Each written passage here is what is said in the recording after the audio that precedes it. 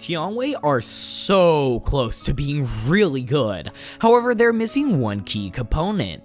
If you want to find out my initial thoughts on this non-effect link focused archetype coming out in Rising Rampage and what this one key component is, you do not want to miss this video. So what does Tianwei do, and really what is the focus of this deck? Well, this is a non-effect link monster archetype. Basically the idea is you have a bunch of inherent special summons while you control no effect monsters, and then from there you will link climb into the link 1, which is a non-effect link monster.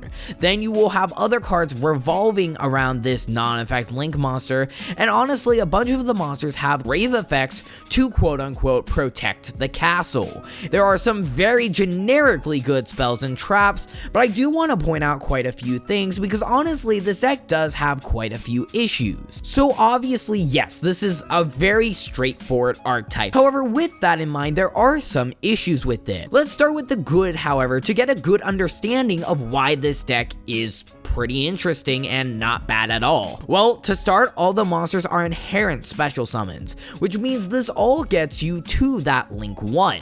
This is very good just in general because obviously you're trying to turbo out your boss monster, which is the link 1, or you can turbo out the link 3 depending on the scenario, which the link 3 is a non-effect link 3 with 3000 attack. Its arrows are pretty crummy, but that doesn't necessarily matter because again, we're trying to protect the castle. Everything I described can be related back to the idea of protecting the castle. And so with that in mind, this deck definitely is good at turboing out its protecting the castle monster, which are the non-effect link monsters. This deck is very reactive because of the fact that you obviously are trying to prevent what your opponent is doing. The thing is, there are 5 main deck monsters, and each of them are trying to help you in some way. One is to resource by banishing it from the hand or graveyard to target one of your banished worm monsters, except this card, and add it to your hand. One of them, basically, if a non-effect monster you control is destroyed by battle or card effect, you can banish this card from your hand or graveyard, and then target one of those destroyed monsters, special summon it. Then you can destroy one monster your opponent controls. The next one, when your opponent activates a card or effect that targets a non-effect monster you control, quick effect. You can banish this card from your hand or graveyard, negate the activation, and if you do, destroy that card. The fourth one is when an attack is declared involving your non-effect monster and an opponent's face-up monster, you can banish this card from your hand or graveyard. That opponent's monster loses 1500 attack until the end of this turn. And finally, the last one says if you control a non-effect monster, you can banish this card from your hand or graveyard, then target one card your opponent controls, return it to the hand. So the reason why I wanted to describe all of those is so you get a basic understanding of how these cards actually protect the castle. One issue is obviously the dark that bounces a card to the hand isn't a quick effect, so you can't quick effect bounce a card to hand, which would obviously be a huge benefit to this deck, and we'll get to some of the bad later, but spoiler alert, one of them is it doesn't do enough on the opponent's turn. Anyways, the fact is this deck is very reactive with the water, the fire, and the wind Tianwei dragons, which isn't necessarily a bad thing. I mean, the fact is if you want to react to your opponent's cards, then obviously yeah, this is really good at doing that. It's just very good at protecting the castle. And another thing I want to note are the spells and traps. The spells and traps are incredible. I mean, the fact is, right, we have a counter trap that is basically a solemn, and if it gets destroyed while it's set, you can special summon a non-effect monster from your extra deck. We have another Tianwei field spell that says once per turn, if your opponent special summons an effect monster and you control a non-effect monster, you can draw 2 cards, which obviously that's, I mean, really good for resourcing. You don't necessarily want to hard draw it all the time, but the fact is that's Pot of Greed. I would say that's pretty good. It also gives you the benefit that non-effect monsters on the field are unaffected by monster effects, making it potentially difficult for some of these to be outed. So if we consider it like this, if we have the 3000 attack point non-effect link monster on the field, and we have the field spell up, well, I mean, that's just another hard monster to deal with. The issue for the opponent is how are you going to out that when you have the Tianwei field spell up, and then you also have the Tianweis in your grave, especially the fire one and the water one, protecting your monsters from stuff like battle, from targeting, from destruction. I mean, just in general, it will keep resurrecting them. And so first you have to clear the field spell in order to deal with the monster. monster. Then lastly, we have a Rhoda-esque card for the archetype, but it's also really interesting in the fact that it can send a worm monster from your deck to your graveyard, but then you need to control a non-effect monster to add a Tianwei from your deck to your hand. And you might say, oh, well, the Tianweis don't do enough on their own, so this just doesn't seem as great. It's just a Tianwei searcher. And yes, I would agree with you. Tianweis don't necessarily do enough, and I'll describe that later in the bad section, like why Tianweis are bad later on, but at the same time, I want to note that this card can send any worm monster from your deck to your graveyard, and then it will get you the search. And there is no cost on this card. So the thing is, if we're sending any worm monster in the game to the graveyard, this is basically a dragon shrine. In the future, if we get any worm monsters that are potentially really good to send to the graveyard, like the Tianweis to help protect your monsters, then in that case, that just makes this card 1,000 times better.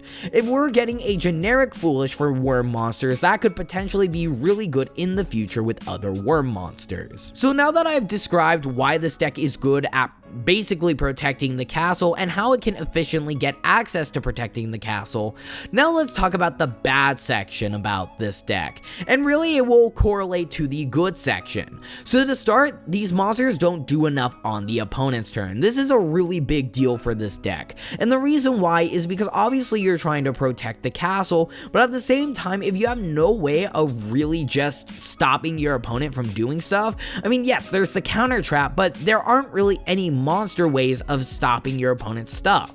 Yes, obviously you can protect your monster, but then that leads me to the fact that yes, they are reactive monsters, but being reactive isn't necessarily the best thing ever. There are proactive cards in this deck, like the Dark that will return a card to hand, and there is also the one that will banish and add a banished worm to your hand. Now yes, those are really good cards for being proactive, but at the same time, all of your defense is reactive, and that's not necessarily a good thing. If you get access to the counter trap, sure, then that would be amazing, but at the same time, it's not searchable, so how are we going to be reactive in that sense? Another inherent issue is resourcing. So obviously we have a card like Tianwei Dragon and Hara, which is the one that will banish and add a banished worm to hand, but at the same time, first off, that already requires initial setup, so we already need to have used one of the worms in order to resolve Adhara, which isn't necessarily the hardest thing ever because of the wind that is proactive and reactive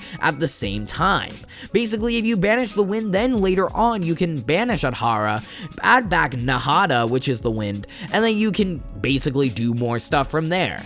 Obviously, you have the water and the fire, which are very reactive, and you have the dark one, which is also proactive. However, at the same time, regardless of the fact that this will keep on recurring worm monsters, and that is technically a follow-up, that isn't necessarily good when it comes to resourcing. So when I'm talking about resourcing, I'm talking about just general card advantage, and this deck really needs to commit a lot of resources in order to get your boss monsters out. Obviously, yes, there are, again, cards like Adhara that can recur more resources, but at the same time, that's just not enough. We need more than just Adhara in order to keep recurring resources and gaining value. And while the field spell does help you do that along with protecting your non-effect monsters, that doesn't change the fact that, again, the field spell isn't searchable. None of the spells and traps are searchable, and that's a real issue with this deck. Next, we need to talk about the lack of follow-ups, because once you link into a link 1, that means that you're not really having that many follow-ups from that point onward. Obviously, if you hard draw a second Tianwei monster, then yes, you're going to have a follow-up from that point onward. But then that isn't really necessarily enough. I mean, think about it. Let's take a deck like Salamangreats, for example. I know, comparing to the meta and everything, but if we're comparing Tianwei to Salamangreats, Salamangreats have a very recursive engine and have quite immense pressure as follow-ups, considering all the grave effects you will have and all the pluses you will get off of Sunlight Wolf and Mirage Stalio. And And the fact is that board is really hard to deal with because of Balinks and the potential of setting a counter trap. Not to mention you will have 3 other cards in your hand to continue pushing onwards. So overall, Salamence Greats have really good follow-ups. What does this deck do? Not really much. It's very reliant on the other cards you draw to back up your Tianweis. And while that's great and all, we really need to apply more pressure. And that's another issue I can come up with for this deck. This deck is just not aggressive enough. If this deck were more aggressive and was able to apply more pressure, then obviously that would make this deck better. But the fact is, even if you stop your opponent for a turn, how are you going to OTK? I mean, yes, you can summon Borrelsword, but at the same time, this deck has trouble summoning Borrelsword in the first place, especially when we consider we need to also have a monster with 2000 attack in order to make it game. And with that in mind as well, we really can't push through so many cards in order to establish game on board. So while I want to say Tianwei are good at controlling the game state and protecting the tower, that doesn't necessarily make it good enough because that tower doesn't do enough by itself. Remember, it's a non-effect monster, meaning that it's not going to really do anything unless you have other cards to back it up. So from all of this, what are the key points? Well, this deck needs more protection and it needs better resourcing and it needs to be more aggressive. It's already very strong when it comes to protecting the castle, but that doesn't necessarily make the deck good. So what do they need? If they needed one thing, which I think they need one thing, and then maybe something else, they need an extra deck spell/trap searcher. And the reason why I say this is because their spells and traps already solve the issues of Tianwei. We already have a method of getting more resources in the form of the field spell, but then the field spell also does more by making your non-effect monsters harder to kill.